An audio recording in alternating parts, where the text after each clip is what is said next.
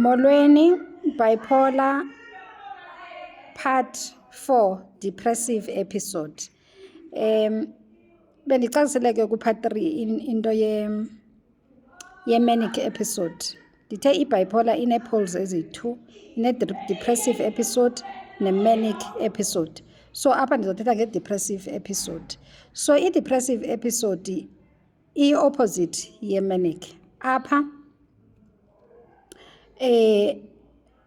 i-mood yakho i-low, uphansi, uphoxekile nje, awuwazi uphoxwe yintoni, intliziyo yakho ibuhlungu, awuyazi uba ibuhlungiswa yintoni, akho nto iyenzekileyo, kuvele nje kwazisukekela kwanjalo. Okay, and then loss of interest in activities. Uba bungumntu othanda ukudlala ibhola, uzobona songasafuni ukuya ebholeni. Uba ubungumntu othanda ufunda incwadi, uzobona songasayifunda incwadi. Uba bungumntu othanda uya ejimini, uzobona sowuyekile ukuya ejimini. Uba bungumntu ongumntu othanda ukuya out, maybe eklabhini okanye phi, uzawubona songasafuni ukuya out. Kahle kahle usuke songasafuni into ezokudibanisa nabantu. Usuke ungenayo kwa i-energy, so ungenawo namandla lo okuyozenza ezo zinto. Udepressed. Abanye abantu umntu angagqibela edropha out esikolweni, umntu angagqibela ekhwitha emsebenzini. Obviously uba uyasebenza ezo ntsuku ezo kurebo ungavuka uhambe emsebenzini, akuvukeki ekuseni. Awurhaleli nditsho ukuvula amehlo, awurhaleli nditsho ukuvula ifestile, awurhaleli nditsho uvula amakhethini. Uzivalele endlini, ungaske kube mnyama, ungalayiti nelayithi. Kunzima nokuyohlamba, guys. Ukuhlamba, to take a shower, is difficult. It's a mission. Ukuxubha amazinyo, it's a mission, guys. Ukuzenzela into ozoyitya sekungumsebenzi omkhulu kakhulu kuwe. Ungaske umntu akuzisele ebhedini ukutya, utye, gqiba isitya usibeke khona apha uyazosithatha. Iyaphela iveki ungahlambanga. Ifowuni yakho awuyiphenduli noyiphendula. If uyayitshaja kona ukuyitshaja. Enye into futhi ke eyenzekayo kwi-depressive episode is irritability. Ucaphukiswa yiyo yonke into le, ucaphukiswa yiyo yonke into. Umntu ngokuvula umntu abathethe nawe, so uyenyuka nolaka. Ongathi ubuhlela umcuphile uba alinganisuse. You are easily irritated. U-irritated yonke into, guys. Irritated mawuvuka ekuseni uba ngumuntu osebenzayo. Already uyashawutisa because nale nto uyivukayo uyenzayo awuyithandi. And ungadibana nomntu akuthethi athi awusemhle okanye atsho something bengafanelanga uba iyaku-irritate. Uphendule u-irritated axaka uba umntu inoba ukwenzeni, awumenzanga kwanto lo mntu lo. Zimvukile into zakhe. Enye changes in sleep. Njengoba bendithe kwi-manic episode awulali, akulali, ungangalali imini nobusuku kuphela iveki iqalwenye. Kwi-depressive episode ulala imini nobusuku awukhathali. Into oyifunayo kukuba in your own world, outside people. Enye into, feeling of worthlessness. Uziva ngathi awuyonto. Uziva ngathi awubalekanga ebantwini noba kuphi na, uziva ngathi akubalekanga. Awubalekanga, ile nto abanye abantu bagqibela sezibulala. Uvela ubona ngathi impilo yakho imile, abantu abakufuni, useless, awunamsebenzi apha empilweni. Guys, nditsho i-bank account yakho inemali. Andithethi mna ngokuba broke. I-bank account yakho inemali. Usebenza umsebenzi obhatala kakuhle, unemali kwi-account yakho.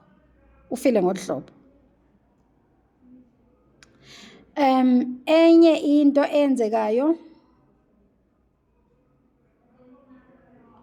kukuba guys, obviously abantu ohlala nabo bazo-affecteka ngoba uzozivalela ungaphumi, awuyintsho e-living room uyobukela i-TV. And awufuni umuntu okuthethisayo, awunawo nje amandla okuthetha, awunawo nje amandla okususa ingubo. Umbhede awuwendluli, awunawo amandla okwendlula umbhede. Awuhlambi guys, awuxubhi. Abanye bawese athi umuntu inyanga, ndihlamba ngenyanga yonke. Omnye athi ndisebenzisa ama-wipes for the past 3 months. Kunzima nohlamba.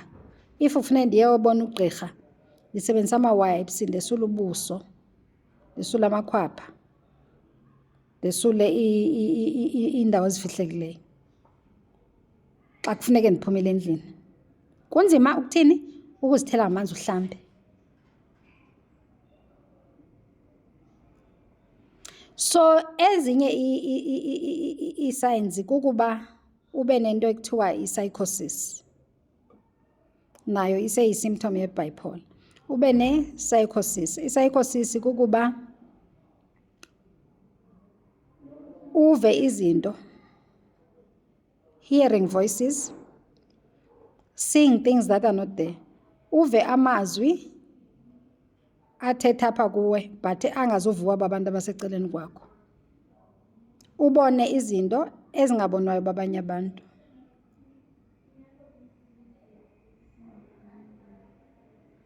And ezo zinto uzikholelwe.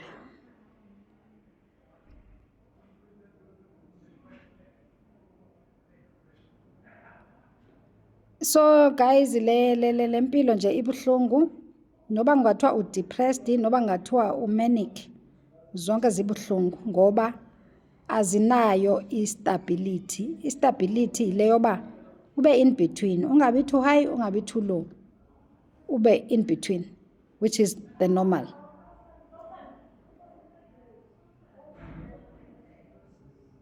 So ke guys, kwenzeka ntoni ke ngoku if uhlala nezi symptoms for a very long time?